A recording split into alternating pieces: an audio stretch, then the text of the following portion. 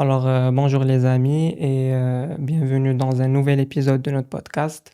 Aujourd'hui, on a l'immense plaisir d'avoir parmi nous un chirurgien dentiste qui incarne une nouvelle génération des médecins dentistes au Maroc, un passionné de la dentisterie esthétique qui a su créer une vraie image autour de sa pratique, tant au niveau de son cabinet qu'au niveau des réseaux. Alors, sans trop tarder, docteur Lissigi Gemeldine, merci beaucoup d'avoir accepté l'invitation et merci pour votre gentillesse et vous êtes, Merci alhamdoulilah. Hakim, c'est un immense plaisir d'être avec toi et je salue ton concept et ton implication dans tout ce qui est développement de notre profession et voilà, c'est un plaisir d'être avec toi ici. Merci beaucoup. Docteur Lissigi, je commence toujours par une première question. Avez-vous choisi la dentisterie par choix ou par pur hasard? La vérité, c'était pas par choix parce que moi je voulais faire de la médecine générale. Je me voyais en tant plus que chirurgien que dentiste, mais j'ai pas eu le concours. Donc voilà, j'avais l'option de faire la médecine dentaire et j'ai passé le concours par hasard. En fin de compte, voilà, je me suis retrouvé à faire de la dentisterie. Mais la réalité, c'était pas vraiment un choix depuis le lycée ou avant. D'accord. Et du coup, après, bien sûr, vous avez intégré la faculté de médecine à Casablanca. Exact. Comment se sont passées vos années d'études? Maintenant, je pense que la majorité savent à quel point mon parcours était atypique. La vérité, moi, j'ai eu un parcours un peu difficile.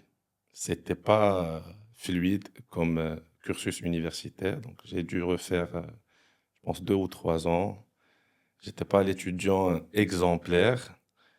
Mais c'est dans la difficulté que j'ai trouvé une expérience de vie qui est juste incroyable, qui m'a forgé et qui m'a donné, je pense, la vision que j'incarne aujourd'hui. Exactement. Du coup, bien sûr, après vos années d'études, j'imagine que vous avez fait des stages, vous avez travaillé dans des cabinets. Et après, comment vous avez eu le déclic pour passer au next step d'ouvrir votre propre cabine? Alors, j'ai fini la fac. Après, j'ai fait des stages, comme tu as dit. Après, j'ai intégré une grande structure. C'était une nouvelle clinique sur Agadir. Donc, j'étais un collaborateur. J'étais le premier collaborateur, en fait. On a commencé un beau projet. Et je pense le Covid, il a changé beaucoup de choses dans ma vie personnelle. Tu sais, quand tu reviens à un endroit où tu es tout seul, il y a beaucoup de réflexions qui se passent. Donc c'est là où j'avais l'idée d'ouvrir mon propre truc. Et voilà, donc les choses sont venues d'une façon spontanée. Moi, je suis pas le genre qui réfléchit beaucoup avant de faire quelque Tu chose. passes à l'action. Exactement. Donc, le Covid, c'était une période où, voilà, j'ai imaginé le concept et, alhamdoulilah, c'est de telle façon à ce que, post le Covid, j'ai commencé les travaux. Et je me rappelle, juste après l'arrêt du confinement, on a ouvert le cabinet. Donc, moi, j'ai ouvert en centre de Covid, c'était en mi-2020. 2020. Donc, c'était vraiment plein Covid. Mais, alhamdoulilah, c'était passé d'une façon rapide et fluide. Quelles sont les difficultés que tu as rencontrées à tes débuts? Alors, le début, il y a cette difficulté financière. Il faut savoir que moi, j'ai commencé vraiment à zéro. Donc, j'avais pas d'un capital pour investir ou un truc comme ça. Mais, alhamdoulilah, le capital, c'était mes connaissances, c'était mon entourage, c'était mes ex-patients. Il y avait beaucoup de soutien de leur part. اللي خلاني ان حتى le côté financier تلقيت بزاف د الناس اللي عاونوني des amis des ex-patients des membres de la famille. Et il y a cette aussi difficulté que malheureusement, on ne se connaît pas tout ce qui est technique, installation du cabinet, préinstallation. Et la vérité, moi, j'ai un peu galéré dans cette phase. Et شحال من حاجة que je connaissais pas, لقيت راسي, il fallait que je refasse ça, هادي نعاودها, هادي نعاودها. Mais voilà, mais l'autre côté, alhamdoulilah, tout ce qui est passion et tout, j'ai eu la chance d'avoir un cabinet qui était presque plein dès le premier jour parce que j'avais déjà Une un bon base. répertoire patient avant. Donc, alhamdoulilah, ça s'est passé d'une façon fluide et simple. D'ailleurs, en parlant de ça, pour vous, quelles sont les compétences extra-cliniques, c'est-à-dire de communication, gestion, les خاص يكون عند الواحد avant انه يتلاح pour ouvrir son cabinet? Parce que j'imagine que c'est un truc très important et qu'on néglige. Ça, كندخلوا في le projet عاد باش كنفهموا comme quoi c'est très très important. Exactement. La fac, تعلمك أنك خصك تكون un bon dentiste, mais dans le côté pratique. Ouais, Tu vois, exactement. c'est des techniciens, par exemple. C'est des techniciens qui sortent de la fac. Mais dans l'ensemble, quand tu vois l'ouverture d'un cabinet, c'est pas uniquement le côté technique. Moi, je dis que même le côté technique, ça représente 20-30% les autres skills اللي خص يكونوا عندك باش تبدا un cabinet. Donc, il y a tout ce qui est communication, ça c'est très important. Avoir une bonne communication avec les collaborateurs, avec les patients, avoir cette capacité à créer des liens avec tout type de population, en fait. Il y a ce côté managérial, donc il faut bien manager les choses, il faut être un bon leader, il faut superviser plusieurs chantiers, donc tout ce qui est côté client, côté personnel, côté administratif, création et tout ça. Et moi, je pense que un bon dentiste, à un certain moment, c'est un bon entrepreneur. Exactement. Voilà, c'est quelqu'un qui doit avoir une vision plus panoramique, plus globale sur le projet et pas uniquement sur le côté technique. D'ailleurs, en parlant de collaboration, est-ce que pour vous, euh, l'évolution de la dentisterie en général, est-ce que c'est plus bénéfique au dentiste d'être omnipraticien, de toucher à tout, أنه يدير كل شيء على راسو, ou là de collaborer, de s'hyper spécialiser ou de se spécialiser tout simplement un truc et de le maîtriser? C'est quoi votre avis sur ce sujet? Moi, je suis totalement persuadé que la dentisterie, c'est devenu un jeu d'équipe, en fait. Donc, maintenant, on part d'une dentisterie sociale, dentisterie du coin, où il y avait un besoin primaire pour les patients, soulager les douleurs, répondre aux attentes et aux demandes primaires. Maintenant, moi, je crois vraiment, et je suis un fervent croyant à tout ce qui est structure d'équipe. Moi, la collaboration, c'est un concept que j'avais toujours en tête, et j'encourage vraiment les dentistes à penser d'une façon différente. D'ailleurs, quand j'ai vu même avec ton partenaire dans ton cabinet. Donc, j'ai su que vous avez compris l'idée qu'aujourd'hui, on est plus fort en étant un groupe, en étant une team que seul. Donc, Exactement. et même sur le côté technique, que financier, que structurel, avoir plusieurs praticiens, ça nous donne l'opportunité d'avancer rapidement dans nos spécialités. En termes d'investissement, je pense que avoir un ou deux partenaires, ça nous aide à faire des structures beaucoup plus développées avec du matériel un peu avancé. Et la conclusion, c'est que aujourd'hui, je pense que les dentistes qui travaillent en seul, surtout dans des milieux urbains comme Casa, Rabat, Marrakech, Agadir, ils auront beaucoup de difficultés à survivre dans un contexte économique et vraiment où les choses se passent d'une façon très rapide. D'accord. Ouais. Ok, bien sûr pour les dentistes qui ont une structure, qui collaborent avec plusieurs dentistes, beaucoup de personnel, comment vous arrivez à garder cette belle dynamique, cette belle ambiance au sein de votre équipe? Euh, il faut donner, je pense, j'ai l'impression qu'il faut donner à ses collaborateurs, dit que l'impression qu'on va avancer ensemble. Comment vous traitez ce palier? Alors, alhamdoulilah, la vérité, ربيتي يلاقيك مع ولاد الناس, comme on dit. Donc, c'était une chose où j'ai eu beaucoup de chance. Alhamdoulilah, j'ai une magnifique équipe. J'ai des collaborateurs que je considère des membres de ma famille. Aujourd'hui, tabarkallah, on est 25 personnes dans le cabinet. Donc, j'ai 6 collaborateurs médecins, une team de management incroyable. On est à 8 prothésistes dans le laboratoire. Moi, je pense que اليوم باش تكون un bon leader, c'est تعطي l'exemple en fait. You should lead by example, comme on dit. Que les gens, tu essaies de motiver, d'être là, de parler, tout ça, ils sont يشوفوك impliqué, يشوفوك انت كتجي الاول, انت كتمشي للاخر. Et ce fait de te voir dans le bain, معاهم, dans les petits problèmes que les gros problèmes, et كيحسوا بك انك tu ressens là où il y a un problème et tu fais toujours l'initiative. Je pense que la réaction, elle est automatique de leur part. C'est vrai que ça se passe pas avec tout le monde de cette façon. Mais alhamdoulilah, quand ils te voient aussi impliqué, aussi passionné, tu es là à les écouter en cas de problème. حتى هما تيبغيو يعطيو أكتر. Et maintenant, alhamdoulilah, j'ai d'autres piliers dans le cabinet qui font le même travail que je faisais il y a longtemps, donc qui transmettent un petit peu les valeurs du cabinet, qui essaient d'épauler les nouveaux collaborateurs et les nouveaux recrues afin que la relève, alhamdoulilah, elle est toujours préparée. Alhamdoulilah. Alors, docteur Lessigui, on sait très bien que tu es un grand passionné de la dentisterie esthétique et vous avez pris le défi d'ouvrir une structure dans une vision qui tourne autour de l'esthétique, bien sûr, dans le cadre d'une réhabilitation globale. Est-ce que c'était pas un risque?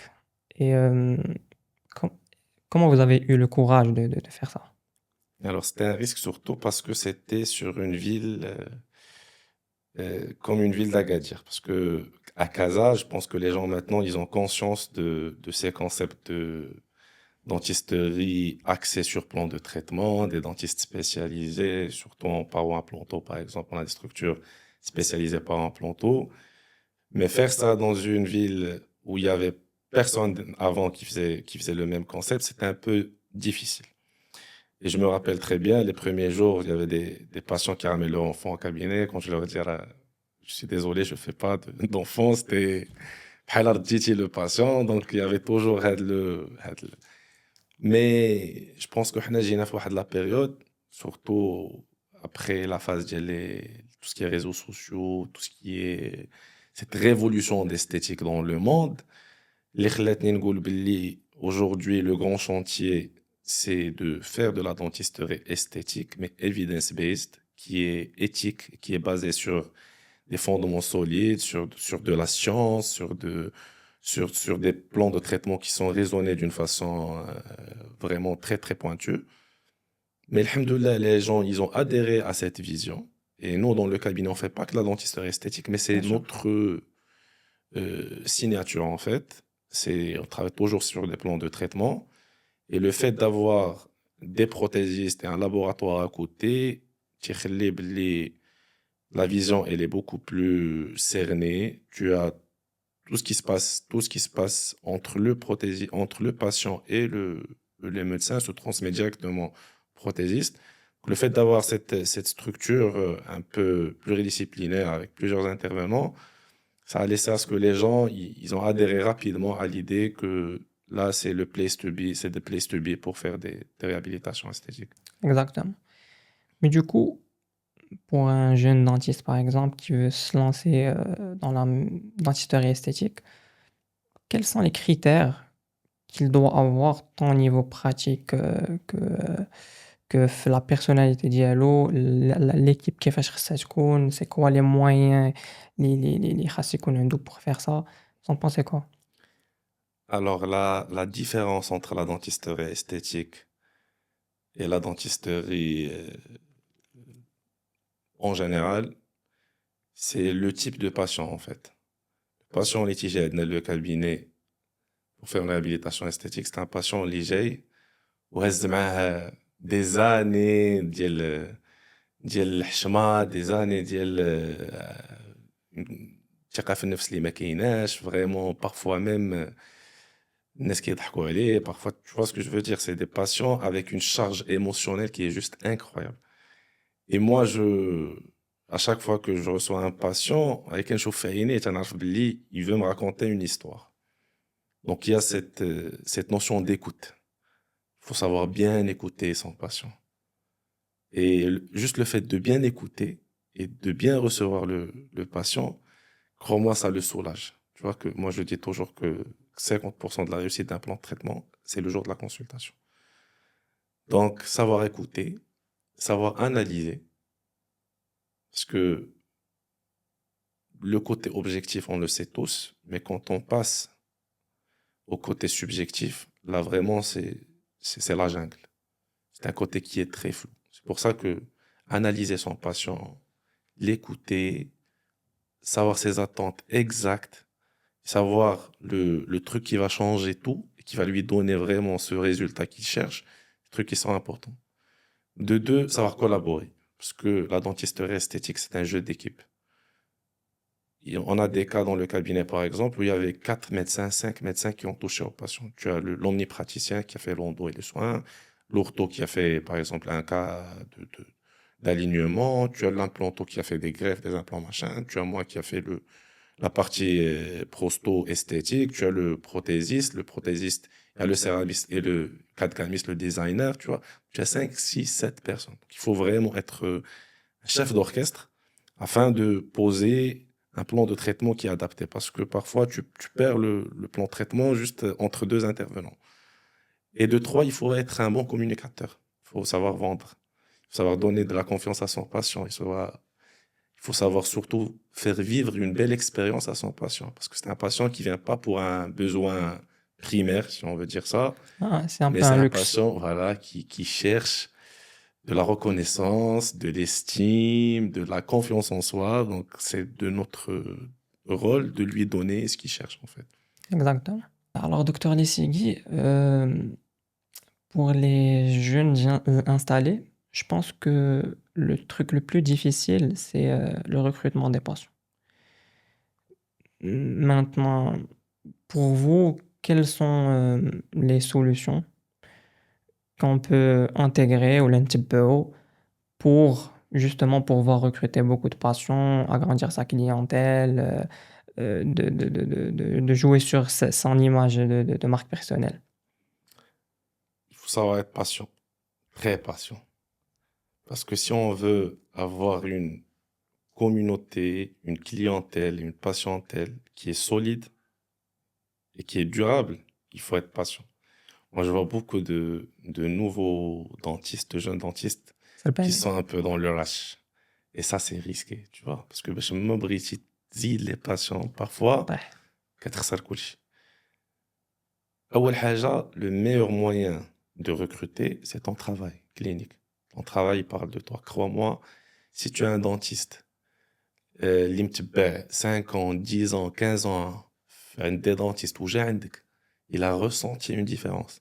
من دخل le cabinet, من le sourire ديال la réceptionniste, من l'accueil ديالك نتايا en tant que dentiste, comment tu as expliqué le plan de traitement, comment tu l'as accueilli, comment tu as travaillé sans douleur.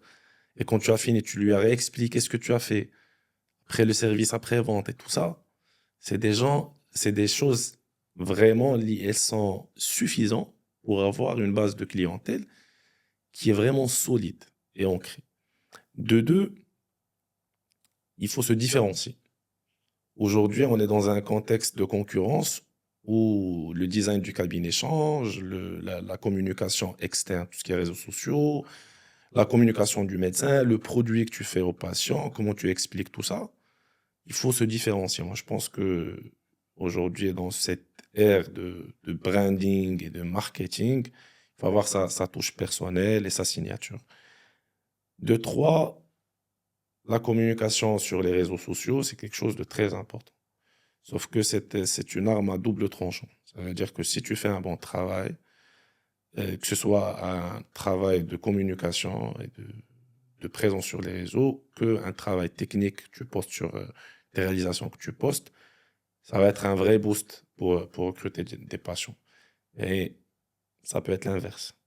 Et beaucoup de gens, malheureusement, tombent sur ce piège que tellement ils veulent rapidement s'afficher sur les réseaux que l'impact sur leur structure est vraiment catastrophique parfois. Et tu vois un cabinet déserté alors qu'il avait cette chance de grandir et de Petit à croître petit. petit à petit.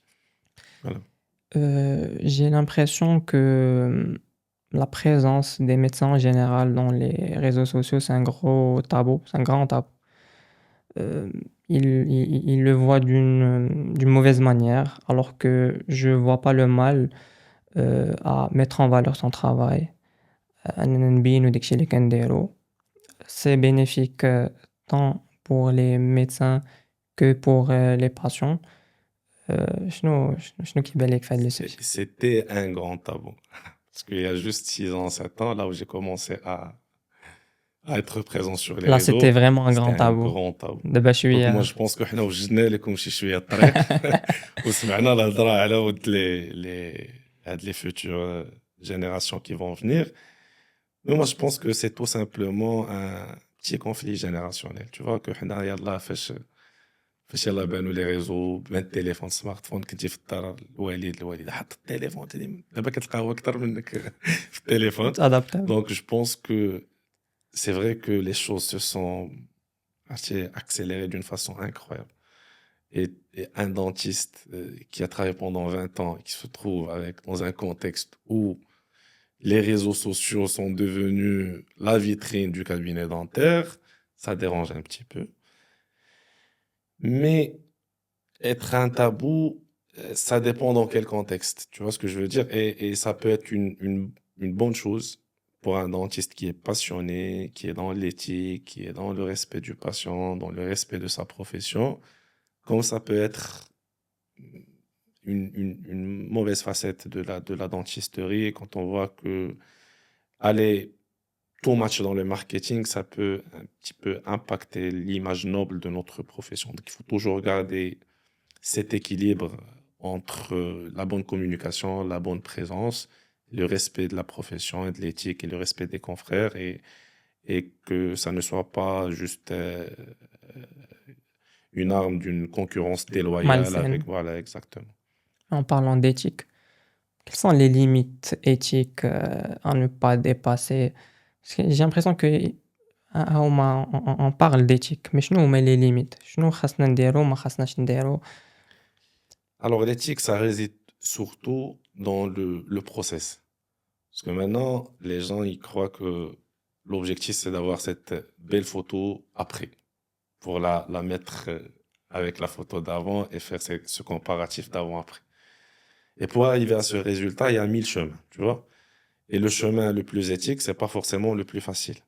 Parfois, le chemin le plus éthique, c'est un chemin qui est Prend très du temps. difficile, qui prend du temps, qui demande à convaincre le patient, parfois de perdre le patient parce qu'il n'est pas convaincu de ce qui est bien pour lui, en fait.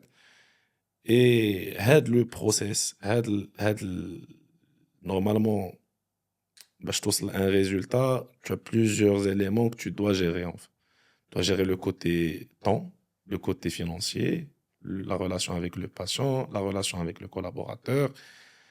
Donc, ملي كتكون حاط قدامك هاد les éléments où tu respectes chaque chose à part et tu sais que il y a une seule façon de le faire d'une façon éthique et كتزير راسك وكتقول أنا le patient par exemple il demande à faire des facettes alors que moi je vois que c'est un cas d'ortho et tu sais que tu es plus rentable en faisant des facettes qu'en faisant de l'ortho وكتقول non faire ça faire de l'ortho pour mon patient je vais le convaincre même si je risque de le perdre en fait كتولي كتعود راسك على أنه أنا j'ai هاد l'éthique professionnelle qui m'encadre واللي غادي تخليني أنني évoluer mais d'une façon الحمد لله اللي كتكون فريمون على الصح شي حاجه اللي اي ابري كنرجعوا لي فوندامونتو سيدي ربي راه تيشوفك حنا هاد الخدمه راه فريمون امانه ماشي فاش كيجي عندك لو باسيون يتو في كونفيونس تيحل لك فمو عارف ان سيدي ربي تيشوفك وان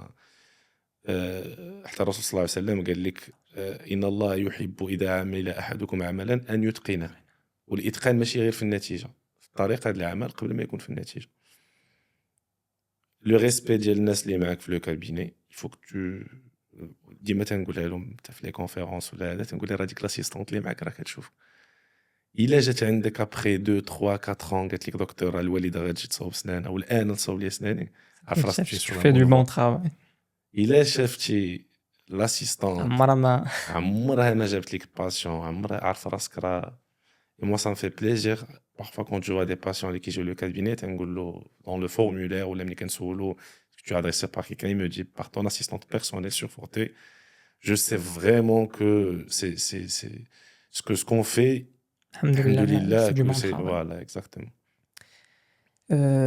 Maintenant, vu que ça s'est un peu démocratisé, les médecins commencent à poster leurs cas, à partager leur savoir. Parfois, il y en a qui, surtout les jeunes, ils Hmm, sont frustrés, qui يقولوا et ils se demandent est-ce qu'il y a moyen أننا نوصلوا لهداك le niveau. bien sûr. Du coup, est-ce que vous pensez pas que parfois c'est un peu négatif ou là tout dépend de la conception des choses كيفاش هذاك السيد il voit les choses. En fait, j'avais une conférence, je pense, il y a 2 jours à lui hier, et j'ai eu des étudiants de quatrième année, cinquième année qui posent des questions pareilles, tu vois, et je leur dis, hein, on se calme parce que c'est bien d'avoir cette ambition, l'objectif vers une dentisterie de pointe où les résultats sont euh, indiscutables, mais il faut aller sur un chemin gradué, il faut respecter cette courbe d'apprentissage, cette courbe d'évolution. Et la frustration, ça vient quand quelqu'un Il est veut dans le franchir les rush. étapes. Voilà, exactement. Mais quand tu sais que c'est la dentisterie, c'est un marathon, c'est pas une course à 100 mètres. Et le marathon, c'est une gestion de souffle, c'est une gestion de vitesse, c'est le rythme de pace, comme on le dit.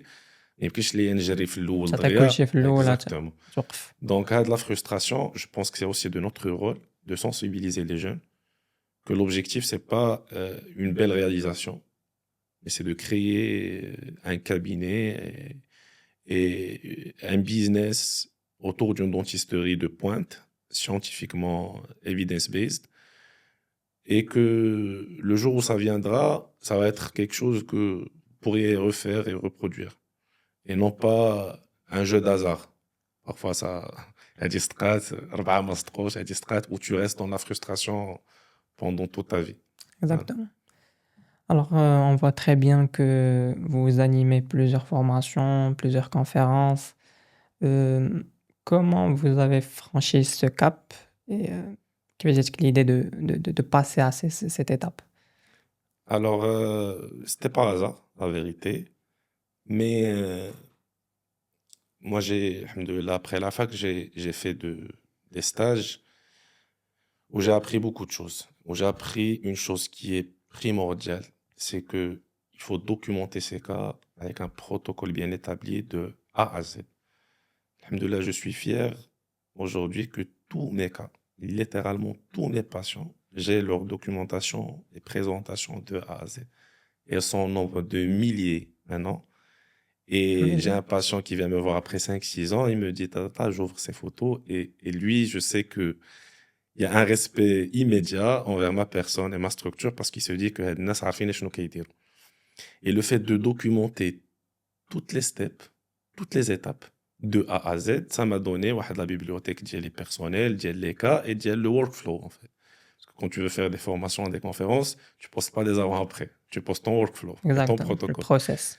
Donc, j'ai eu un appel d'un ami, d'un confrère qui a un centre de formation et qui m'a appelé pour animer une formation autour des facettes. Voilà, donc j'ai accepté volontairement. Avant, j'avais organisé une formation à Agadir en 2019 avec des amis. C'était un bon démarrage, mais avec la création du cabinet, c'était un peu difficile de faire les deux. Après, voilà, on a fait la première édition, deuxième édition. Il y avait un sponsor qui est venu me voir pour sponsoriser mes formations et tout ça, et c'était une très belle marque à l'international. J'ai accepté, et voilà, on a commencé à faire des masterclass ensemble. Et ça vient, je suis toujours un débutant dans tout ce qui est conférence et animation, et parfois je me trouve obligé de reporter ou de décliner des offres parce que avec le travail, la gestion du cabinet et le côté clinique, je trouve pas vraiment le temps de partager ce que j'aime et de partager ma passion. Mais je pense que ça viendra de plus en plus. Et j'ai remarqué que vos formations, mis à part l'aspect clinique et pratique, il y a même l'aspect de motivation, l'aspect Exactement. humain. et c'est ce qui fait que, alhamdoulilah, C'est le plus important en fait, parce que un patient qui vient te poser des questions techniques, cliniques, on y était dans le même chemin. Tu vois ce que je veux dire? Rabin. Ouattiji qui s'ouvre, qu'elle a des questions cliniques, mais tu sais que derrière, il a beaucoup de questions à l'acteur libre, il s'ouvre. Par exemple, comment recruter des patients, comment recruter une bonne assistante, comment trouver le bon laboratoire, qui fait ce qu'on a dit, patient et l'argent indien. Et tu sais que avec le dentiste, bras li motive, bras li gouler, tu peux le faire, bras li gouler. Donc c'est de notre rôle أننا نبارطاجيو les expériences ديالنا, expérience de vie, vision globale de la profession côté entrepreneurial et maintenant je trouve du plaisir faire le côté, je pense plus que le côté clinique. C'est vrai que la clinique c'est toujours ma passion, mais ملي كتلقى un dentiste اللي خدا vraiment le message et au bout de 2 3 ans, tu vois qu'il a progressé, qu'il a transformé son cabinet et sa pratique vers un truc plus développé grâce à chouïa à ton mentorship et à tes conseils et tout ça, ça fait plaisir. Tu sais que l'impact, il est beaucoup plus touchant que la clinique, ça s'apprend partout en fait. Mais le mais côté l'achor, c'est voilà, c'est pas donné. et en parlant de laboratoire, on sait très bien que le prothésiste, il a un rôle, primordial dans la pratique ديالنا. Comment trouver ce bon laboratoire? Ça, c'est le casse-tête, presque making en fait. Travailler avec un laboratoire externe ou le laboratoire interne, c'est en fait la même chose, mais dans deux contextes différents. Ça veut dire, حنا ملي كنجيبو un prothésiste من un laboratoire externe, تيجيب واحد la mentalité ديال laboratoire externe, volume, quantité, rapidité.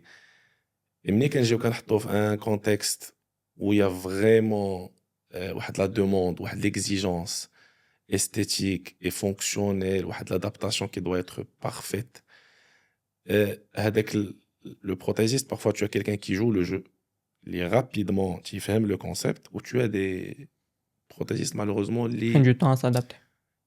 ou là qui ont de la résistance كاع. Parce que au fil des années تعلم في واحد le contexte اللي ماشي سميتو.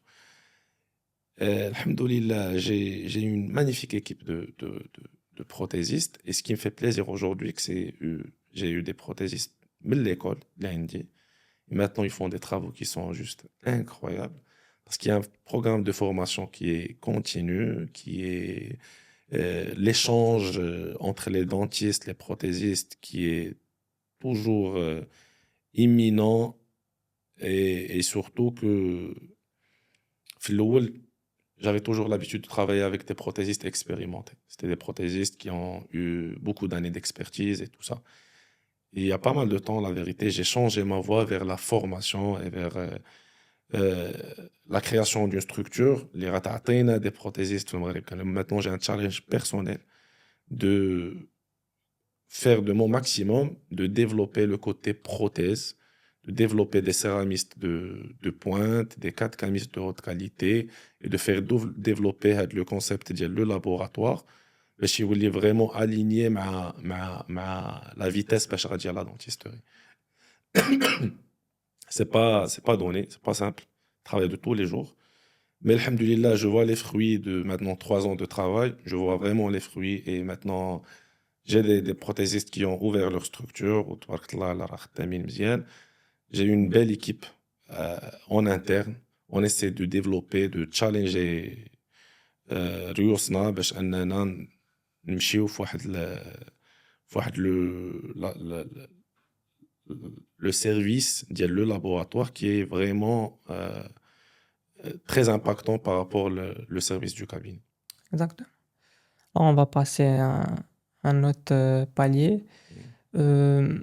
J'ai l'impression que au Maroc, on a tous les moyens pour commencer le tourisme médical, mais chez le tourisme médical low cost, c'est-à-dire un service de qualité, premium, Mais j'ai l'impression que le volley في المغرب, ça va très, très, très, très longtemps. Pour vous, déjà, est-ce que Mm. vous êtes d'accord avec ça ou pas? Et quel est le problème? شنو المشكل اللي كاين؟ Alors, il y a un problème qui est lié euh, la dentisterie, pour les dentistes, le conseil de l'ordre et tout ça, même en interne. Il y a un côté qui est en externe. Il faut savoir que des pays comme la Turquie, c'est une politique d'État en fait. C'est l'État qui favorise tout ce qui est tourisme médical. Exactement. Si je te dis aujourd'hui en Turquie, l'État subventionne le budget marketing à 85% sur devis. Ça veut dire avant que tu commences, tu présentes ton devis et tu as un financement à 85%. Tu as beaucoup d'avantages fiscaux, tu as beaucoup d'avantages juridiques, réglementaires pour la création des structures. Maintenant, au Maroc, déjà le cadre législatif et réglementaire de la profession, ça ne permet pas vraiment d'aller dans cette voie parce que on est toujours dans le concept de cabinet dentaire et là, ça demande vraiment à ce que les structures soient beaucoup plus développées avec des capitaux externes et tout ça. Donc, il y a ce côté juridique, réglementaire, structurel de notre profession. Il y a l'autre côté, à ce que les patients demandeurs, les patients généralement qui sont des adeptes du tourisme médical, c'est généralement des patients low cost. Ça veut dire un patient qui va se déplacer d'un pays à l'autre pour faire ses soins dentaires ou un truc, c'est un patient qui va prendre en considération le Le, côté le financier. prix. Mais dans l'autre côté, on a beaucoup d'atouts de réussite. On a un pays qui est magnifique, un pays qui est dans l'hospitalité depuis plusieurs années et juste après ces derniers événements, Coupe du Monde et tout ça, on a beaucoup plus de visibilité à l'international. On a un emplacement géographique qui est incroyable, une proximité avec l'Europe qui est très favorable à développer des business pareils. Je pense qu'on a beaucoup de travail à faire là-dessus, mais en collaboration avec plusieurs intervenants, avec les gens du tourisme, avec l'État, avec le Conseil de l'ordre, créer des tables rondes entre dentistes, collaborer avec les autres spécialités, chirurgie plastique, chirurgie esthétique, et tout ça, de telle façon à ce que ça soit un business qui est structuré, qui est basé sur une politique durable et on sent qu'on est épaulé par toutes les structures étatiques et professionnelles pour aller de l'avant. Ça sera que bénéfique pour le Maroc. Du coup, pour vous, une structure Mm. qui va viser du tourisme médical, elle devrait ressembler à quoi, à votre avis? C'est une structure comme les structures laadiennes, ou là, ça devrait un peu... Quand on parle de tourisme médical, là, on est dans le côté médical, on le connaît tous. Faire des prestations de qualité dans des délais plus plus court. brefs, plus courts, et avec surtout une expérience client qui est incroyable. C'est de l'hôtellerie, c'est comme si on doit placer nos cabinets dans des hôtels 5 étoiles. Tu vois, il faut avoir le service hôtelier euh, avec une pratique clinique qui est sans faute. Parce que tu as un patient qui va te voir pendant une semaine, Pas cinq droit six à jours, l'erreur. tu n'as pas droit à l'erreur. Tu dois avoir le laboratoire qui te suit, l'équipe de management qui te suit, et avoir cette expérience client, cet accueil, cet accompagnement. Parfois, tu as un service de conciergerie qui s'occupe juste des déplacements du patient, de la réservation de ses billets et de son hôtel. Donc, c'est pour ça que je t'ai dit, c'est vraiment un jeu d'équipe. Parce que si ça se fait d'une façon singulière, que la واحد بوحدو خدام, je pense pas que ça va être un business qui va se développer. Mais si on crée une cellule de réflexion autour de ça, on invite les collaborateurs externes à rejoindre la table, les agences de voyage, les compagnies aériennes, les hôtels, les centres régionaux d'investissement et tout ça, et on pousse ça à aller de l'avant, je pense qu'on pourra faire quelque chose dans les 5 et 10 prochaines années. Exactement. Oui, Surtout avec là, il y a la Coupe du Monde qui vient, exactement. l'infrastructure s'est beaucoup développée, mais on est sur la bonne voie. On a tous les moyens pour réussir faire le volley. Moi, je pense que les dentistes, je vois beaucoup de dentistes qui sont prêts à vraiment à franchir le cap et à développer cet aspect de tourisme médical. Et même, je vois d'autres médecins dans les autres spécialités. Je vois de très belles structures maintenant au Maroc. Mais comme je t'ai dit, c'est une politique d'État et il faut l'inclure dans la stratégie touristique des années à venir et favoriser et pousser les dentistes à investir un peu plus, un peu plus dans les structures plus accueillantes, plus développées, qui vont un petit peu favoriser la destination. Mais quand je vois la Turquie, Lyoma, là, on voit des cliniques juste incroyables. Incroyable. On dirait qu'on est dans des Ouais. hôtels et des resorts 5 étoiles. Et je pense pour faire ça au Maroc, là, il faut que l'État تعاوننا شي شوية باش تدفع بهذا الفول. Pour booster un petit peu. Exact, exact. Docteur Elissigui, si vous avez une anecdote ou un cas impactant les dossiers ta carrière, ça serait lequel? Alors, j'ai eu pas mal de cas impactants dans ma carrière et je me rappelle de plusieurs, mais j'ai eu ce cas, la vérité, on parlait tout à l'heure de marketing. J'avais ce cas que j'ai travaillé avant de, d'ouvrir mon cabinet. C'était une patiente adorable qui est venue pour faire son cas de réhabilitation globale. Et c'était un cas que j'ai filmé. J'ai filmé l'interaction de la patiente, la réaction d'une façon très spontanée. Vraiment, rien n'était programmé. Et c'était un cas et un poste qui m'a ouvert beaucoup de, de portes. Et là, c'est pour ça que je voulais dire tout à l'heure, le marketing, c'est pas avoir le meilleur équipement, les meilleurs photographes et tout ça, la structure d'accompagnement et tout. C'est de transmettre ses valeurs, de transmettre la passion. Même avec un petit téléphone, tu fais un selfie avec un patient et les gens, ils ressentent que c'est vrai, que c'est réel, que le feeling est là. Vraiment, ça تعطيك واحد لو بوست وواحد l'interaction. الناس اليوم في les réseaux sociaux ولاو تيعرفوا اللي هو غيال اللي هو فيك اللي هو تيهضر من قلبه اللي هو في سومبلون. Ils ont besoin de faire confiance قبل ما يعملوا. Exactement. C'est la vidéo de le cas que j'ai posté, que c'est un cas magnifique que j'ai travaillé et qui m'a donné beaucoup de confiance. Mais تنرجع ديما la première vidéo qui m'a lancé dans l'Instagram, c'était une vidéo que j'ai filmée moi-même en train de faire un câlin à ma patiente, de l'embrasser et qui a laissé à ce que ça reste la meilleure vidéo de communication que j'ai faite et c'était par pur hasard en fait. Alhamdoulilah. Parce Ouais. que les patients دابا كيفاش بعد ما فاش كيجيو عندك سورتو من لي ريزو سوسيو كيقول لك ارتاحيت ليك قبل ما يقول لك شفت لي كا Exactement. ديالك كيقول لك Exactement. ارتاحيت ليك عاد باش جيت C'est la عندك chose جي la فرانشي لو plus با. importante. Crois-moi, c'est la chose la plus importante. Le feeling, mais binta ou le patient, c'est ce qui conditionne tout ce qui vient après. C'est pour ça que je t'ai dit tout à l'heure, la réussite du plan de traitement, 50% jusqu'à 80%, c'est la consultation. نهار كي يجي عندك le patient تيجلس معاك كيدوز le feeling, tu sais que ça va هاد le patient غتعطيه la meilleure expérience. Parce qu'à chaque fois تيجي عندك بحال الضيف عندك، انت فرحان بيه هو فرحان بيك et ça se passe d'une façon juste incroyable. Et crois-moi qu'avec le temps, نهار la consultation, tu vas commencer à sélectionner tes patients. Tu vas commencer limite à dire non à certains patients. Parce que quand tu vois que tu as une boule de négativité et de toxicité qui vient envers Tu sais toi, très bien que le reste ça va mal se passer. voilà. Et nous, les dentistes, les gens, ils savent pas à quel point c'est un métier Stressant. stressant, difficile à gérer.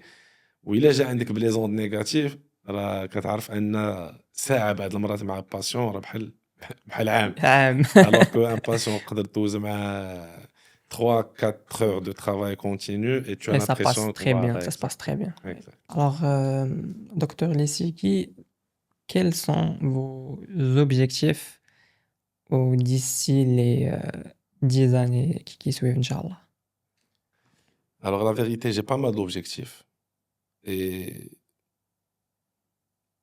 aujourd'hui, on est focus sur créer une structure où on allie excellence clinique et expérience client, créer des process cliniquement evidence-based qui sont dans la dentisterie compréhensive, ce qu'on appelle comprehensive dentistry. Ça veut dire cerner et créer des plans de traitement de A à Z, où le patient bénéficie d'une expérience incroyable en termes d'accompagnement, de communication, mais où le côté technique se passe d'une façon un peu avancée par rapport à ce qu'on a l'habitude de voir.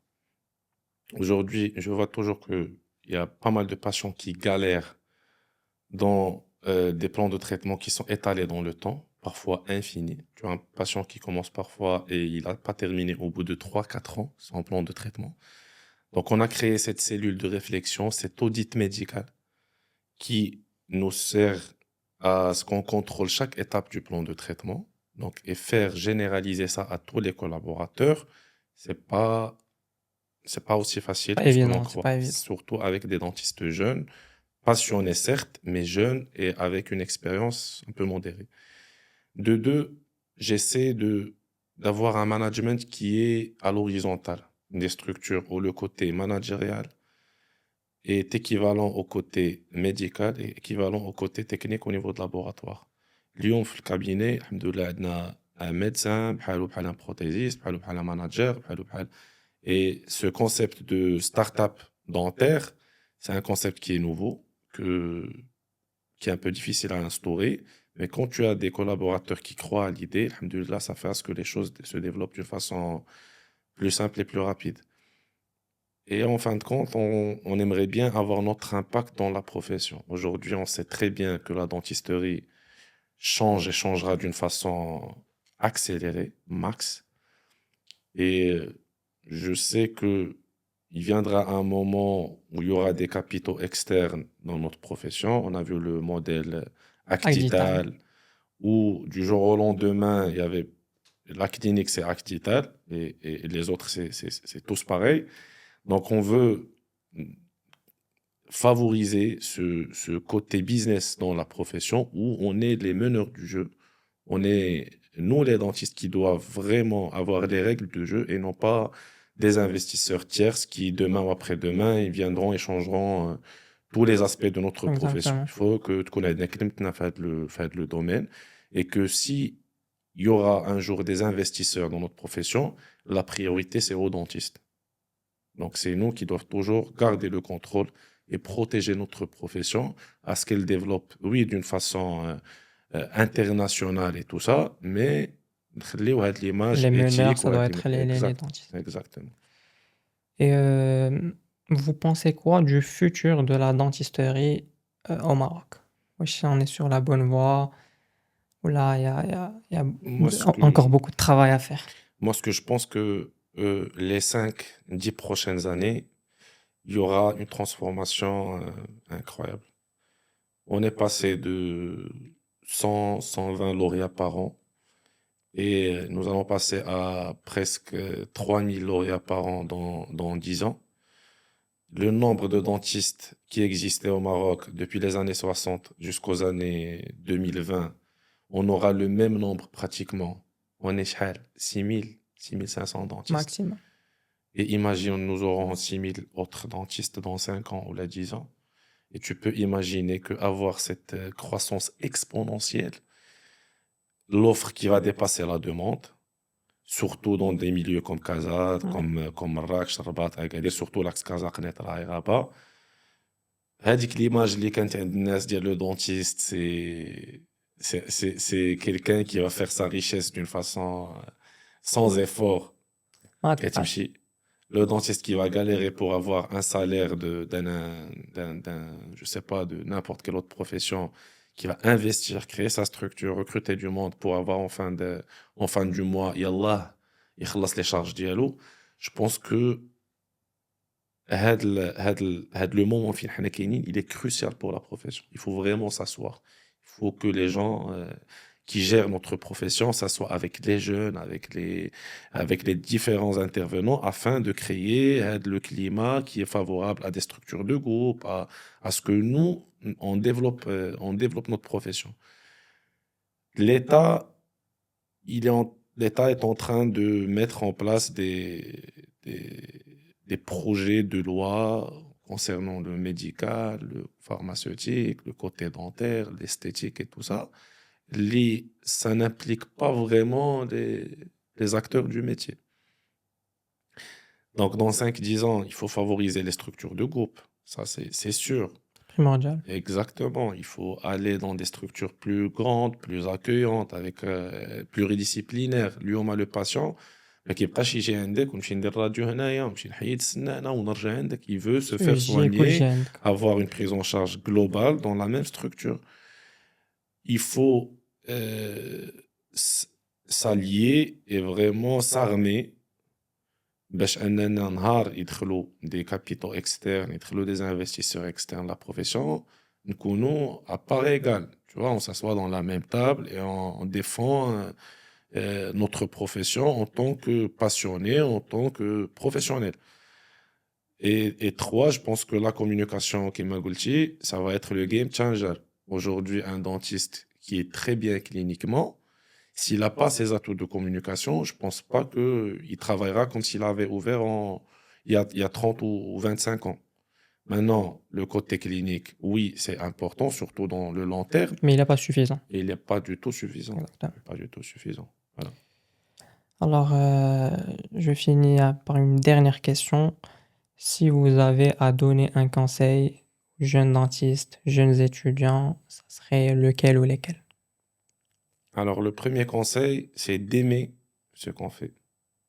Parce que s'il n'y a pas cet amour, cette passion pour son métier et pour la dentisterie, que je trouve un métier qui est juste incroyable. Et crois-moi, même avec tous les engagements que j'ai dans la gestion, dans la finance, dans la création de ma structure, le plaisir, je le trouve soit au fauteuil, soit au laboratoire. Donc, si on n'a pas cette passion, cet amour pour le métier, je pense pas qu'on pourra continuer à le faire plusieurs années. De deux, il faut créer son network, son réseau de collaborateurs, de patients, de connaissances. Il faut avoir des soft skills. Il faut chercher à développer son business d'une façon un peu outside the box. Après, là, il faut aller un petit peu doucement Mollo, mollo. au départ. Ne pas se précipiter à choisir cette voie ou la voie. Je vois beaucoup de dentistes, malheureusement, qui CLI, la fac, DU, dentisterie digitale, ortho-aligneur, Ils veulent implantologie tout faire avancée. en même temps. La dentisterie, la base, c'est l'omnipratique. Donc, il faut toucher un peu à tout et respecter cette courbe d'apprentissage afin que quand on avance sur de bonnes bases avec des pas solides. Mais je pense qu'on a Inch'Allah, un très très bel avenir. Je vois vraiment il y a beaucoup d'opportunités qui vont s'ouvrir. On a alhamdoulilah, une facilité, l'accès à l'information, ou un matériel qui est juste incroyable, des logiciels. Donc, on n'a plus le choix, je pense. Parce que quand tu peux te former à On n'a plus distance, d'excuses. exactement. Vraiment, maintenant, il faut être à la hauteur d'une dentisterie moderne, respectueuse du patient, de son corps, de sa bouche, et respectueuse de notre noble profession. Exactement. Voilà. Alors, docteur Lissigi, merci beaucoup pour ce beau partage. Vraiment, c'était un immense plaisir de partager ce petit moment avec vous. Vous n'avez pas hésité ni à accepter l'invitation, ni à partager le maximum d'informations. Et vraiment, merci pour... Merci à toi, Hakim. C'était vraiment un plaisir d'être avec toi, d'échanger autour de notre passion tous les deux. Donc, je sais que là, tu es un dentiste passionné. Je vois un très bel avenir devant. Et c'est grâce à des jeunes comme toi qui développent des concepts pareils qu'on va un peu susciter cette réflexion de la part des confrères, des consoeurs, à ce que notre métier soit enjoyable, soit un peu pas uniquement un métier qui se passe au fauteuil avec le son de la turbine et tout ça. Je t'encourage et voilà, merci et je reste à ta disposition. Merci beaucoup. Merci. Alors, merci les amis pour votre visionnage et Inch'Allah au prochain épisode.